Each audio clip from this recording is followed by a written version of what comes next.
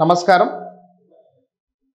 ఈరోజు degree 4th సెమిస్టర్కి సంబంధించినటువంటి ప్రశ్నాపత్రము, తర్వాత అందులో ఉన్నటువంటి మన యొక్క సిలబస్ ఆధారిత ప్రశ్నాపత్రాన్ని చూస్తూ వాటితో పాటుగా కొన్ని ఇంపార్టెంట్ క్వశ్చన్స్ కూడా వాటిని పరిగణలో తీసుకొని పేపర్ ఎక్స్ప్లెయిన్ చేయడం జరుగుతుంది. ఇక్కడ మనం చూసినట్లయితే మన పార్ట్ ఏ, మన క్వశ్చన్ పేపరు 4th సెమ్లో మనకి part A and part B అని ఇలా రెండు రకాలుగా మనకి వర్గీకరణ చేయడం జరిగింది. పార్ట్ ఏ సైడ్ మనకి 20 మార్కులు, పార్ట్ బి నుండి మనకి 60 మార్కులు మనకి ఇలా విభజన జరిగింది.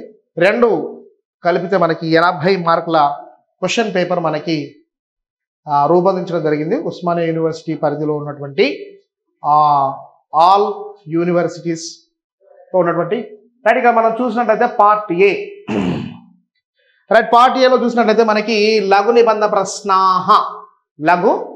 ప్రశ్నాహలో మనకి వెయిటేజ్ లెసన్ వచ్చేసి మనకి వివేకానంద విజయం లెసన్, యూనిట్ 1లో ఉన్నటువంటి సెకండ్ లెసన్ వివేకానంద విజయం. ఆ lesson writer Shridhar Bhaskar Varnekar. So అక్కడ మనకి కవి పరిచయం అడగడానికి అవకాశం ఉంది. శ్రీధర భాస్కర వర్ణేకర కవి పరిచయం రాయమని మనకి ఫస్ట్ బిట్లో అడుగుతాడు. కాబట్టి ఈ లెసన్ మనకి రైటర్ ఎవరైతే ఉన్నారో ఈ రైటర్ మనకి యూనిట్ 1లో ఉన్నటువంటి వివేకానంద విజయం ఆ లెసన్ రాసినటువంటి రైటర్ గురించి మీరు రాయాల్సి ఉంటుంది. తర్వాత సెకండ్ బిట్కి వెళ్ళిపోతే సందర్భ అనోటేషన్స్, మళ్ళీ మనకి అనోటేషన్స్ ఉన్నాయి. అనోటేషన్ వచ్చేసి మనకి ఇందులో వెయిటేజ్ లెసన్ వచ్చేసి విశ్రుత చరితం. యూనిట్ 2లో ఉన్నటువంటి ఫస్ట్ లెసన్ విశ్రుత చరితం, అంటే మనకి సీరియల్ నెంబర్ మనకి థర్డ్ లెసన్. యూనిట్ 2లో థర్డ్ లెసన్ మనకి విశ్రుత చరితం ఉంటుంది.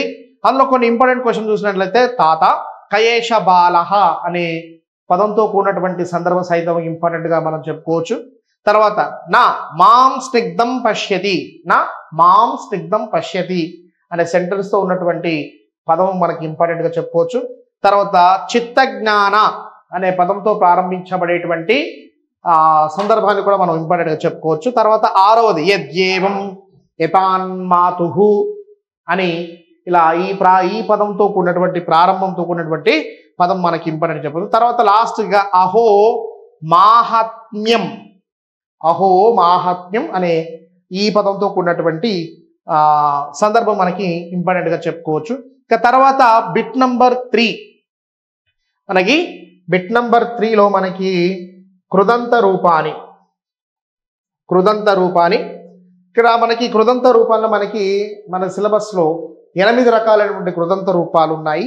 ఆ 8 రకాలైన కృదంత రూపాల్లో మనము ఇక్కడ మనకి ఇవ్వబడినటువంటి ఎక్కువగా త్వా ప్రత్యయ, లెప్ ప్రత్యయ, తుమున్ ప్రత్యయ, శత్రు ప్రత్యయ, ఈ 8 రకాలైనటువంటి ప్రత్యయాలలో మనకి నాలుగు ప్రత్యయాలు మనం ప్రధానంగా చూసుకోవచ్చు. అందులో మనకి త్వా ప్రత్యయ, లెప్ ప్రత్యయ, తుమున్ ప్రత్యయ, శత్రు ప్రత్యయం.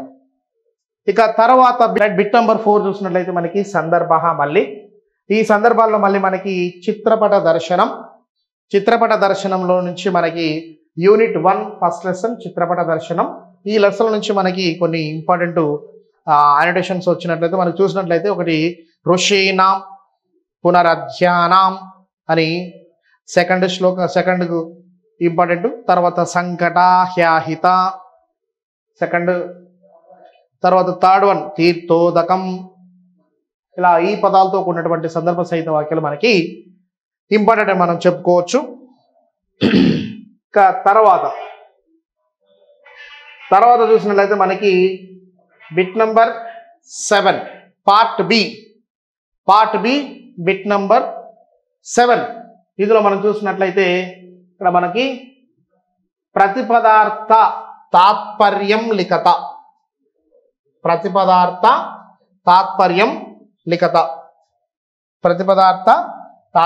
లిఖత. ఇందులో మనకి వెయిటేజ్ లెసన్ వచ్చేసి చిత్రపట దర్శనం నుంచి మనకి కొన్ని ఇంపార్టెంట్ శ్లోకాలు మనం చూసినట్లయితే ఇక్కడ మనకి విశ్వంబరా భగవతి సెకండ్ శ్లోకం మనం ఇంపార్టెంట్ చెప్పుకోవచ్చు. లౌకికానాం ఈ పదంతో కూడినటువంటి శ్లోకం థర్డ్ శ్లోక. సంబంధినో 8వ శ్లోక. జనకానాం 9వ శ్లోక. స్మరశిశుతను 13వ శ్లోక. తర్వాత 15వ శ్లోక దిష్ట్యా సోయం, తర్వాత 5వ శ్లోకం స్నేహం దయాం చ. ఇలా మనకి ఇక్కడ ఇవ్వబడినటువంటి 8 రకాల శ్లోకాలు ఏవైతే ఉన్నాయో అవి మనకి గత పరీక్షల్లో ఎక్కువ సార్లు అడిగిన మనకి రిపీట్ అయినటువంటి శ్లోకాలు. ఇక తర్వాత మళ్ళీ బిట్ నెంబర్ 8కి వచ్చేసినట్టయితే నిబంధ ప్రశ్న లాంగ్ ఆన్సర్. ఇందులో మనకి చిత్రపట దర్శనం తర్వాత వివేకానంద విజయం, ఈ 2 లెసన్ల నుంచి మనకి క్వశ్చన్ అడుగుతారు. కాబట్టి నా చాయిస్ ఏంటంటే చిత్రపట దర్శనం అనేది కథారూపకంగా ఈజీగా మనకి రాయడానికి ఎక్కువగా ఉంటుంది కాబట్టి ఇది రాస్తే బెటర్ అని నా ఉద్దేశము.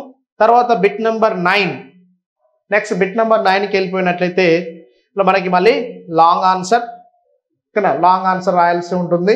ఇందులో మనకి విశ్రుత చరితం తర్వాత ధ్రువోపాఖ్యానం ఈ 2 లెసన్లు మనకి యూనిట్ 2లో ఉన్నాయి.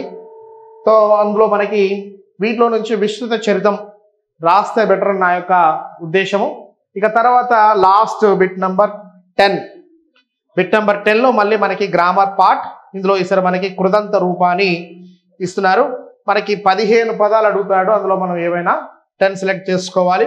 అందులో మనకి ఇంపార్టెంట్ పద్యాలు వచ్చేసి మనకి త్వాల్ ఎప్పు తుమ్మున్ శత్రు షానచ్, ఓకేనా. ఈ 5 రకాలటువంటి ప్రత్యయాలు మనకి ఇంపార్టెంట్గా మనం చూస్తున్నాం. ఇక్కడ నేను రాశాను. వాటిలో ఉన్నటువంటి కొన్ని ఎగ్జాంపుల్స్ ఏవైతే ఉన్నాయో వాటిని మీరు క్లియర్గా అబ్జర్వ్ చేసి ప్రిపేర్ అయినట్లయితే మీకు ఖచ్చితంగా ఈ బిట్లో నుంచి 15 మార్కులు మీరు ఖచ్చితంగా స్కోర్ చేసుకుంటారు. ఇక తర్వాత ఇది మనకి ఈరోజు మనం చూసుకున్నటువంటి క్వశ్చన్ పేపర్ ఉస్మానియా పరిధిలో ఉన్నటువంటి యూనివర్సిటీస్ కండక్ట్ చేసేటువంటి ద్వితీయ భాష సంస్కృతం, ఈ యొక్క సెకండ్ లాంగ్వేజ్ సంస్కృతానికి సంబంధించినటువంటి క్వశ్చన్ పేపర్. రైట్, మనకి ముందుగా చెప్పాను నేను పార్ట్ ఏ పార్ట్ బి ఇలా మనకి 2 రకాలుగా ఉంటుంది. పార్ట్ ఏ నుంచి 20 మార్క్స్ అంటే మనకి 6 క్వశ్చన్స్ ఇస్తాడు, అందులో మనం 4 సెలెక్ట్ చేయాలి. తర్వాత పార్ట్ బి నుంచి మనకి 4 బిట్లు ఉంటాయి. ఇందులో మళ్ళీ బిట్ వైజ్గా మనకి ఇక్కడ 4 శ్లోకాలు ఇచ్చేస్తాడు, అందులో 2 రాయాల్సి ఉంటుంది. తర్వాత బిట్ నెంబర్ 7లో మనకి 2 లాంగ్ ఆన్సర్స్ అడుగుతాడు, అందులో 1 సెలెక్ట్ చేసుకోవాలి. బిట్ నెంబర్ 9లో మళ్ళీ మనకి 2 లాంగ్ ఆన్సర్స్ అడుగుతున్నాడు, అందులో 1 సెలెక్ట్ చేసుకోవాలి. ఇక నెక్స్ట్ బిట్ నెంబర్ 10కి వచ్చేసరికి మనకి కృదంత రూపాన్ని అడుగుతున్నాడు, అందులో కూడా మీకు స్క్రీన్ మీద చూపెడుతున్నాను. ఈ పదాలు మనకి ఈ కృదంత రూపాలు ఏవైతే ఉన్నాయో ఇవి మనకి ఇంపార్టెంట్గా నేను గమనించినటువంటి విషయం మీ ముందు తెర మీద మీకు చూపెడుతున్నాను. ఇది ఇంకా ఏమైనా డౌట్స్ ఉన్నట్లయితే మీరు కామెంట్ రూపకంగా మీరు నాకు తెలియజేసినట్లయితే నేను వాటికి సమాధానం ఇవ్వడానికి నేను సిద్ధంగా ఉంటాను.